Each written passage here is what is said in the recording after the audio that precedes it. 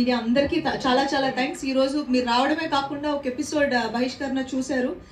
And thank you so much. ఎందుకంటే ఇక్కడ చాలా మంది నా వర్క్ బాగుందని అప్రిషియేట్ చేశారు. అండ్ మిగిలిన 5 ఎపిసోడ్స్ కూడా చూడండి ఇంటికి వెళ్ళి, డెఫినెట్గా మీకు నచ్చుతుంది. అండ్ ఏదో ఒక కొత్త ఐటెం చేయాలి, ఏదో ఎక్స్ప్లోర్ చేయాలి అని ఒక మైండ్లో ఒక థాట్లో నేను పుష్పాని తీసుకున్నాను.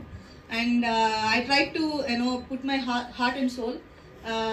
ఈరోజు ఇంతమంది పుష్పాన్ని అప్రిషియేట్ చేస్తున్నందుకు నాకు చాలా చాలా సంతోషంగా ఉంది. I'm overwhelm and thanks to each and every person. ఎందుకంటే ఈరోజు నాకు కొంచెం తక్కువ టైం ఉంది కాబట్టి నేను పుష్ప గురించి మాట్లాడాలి.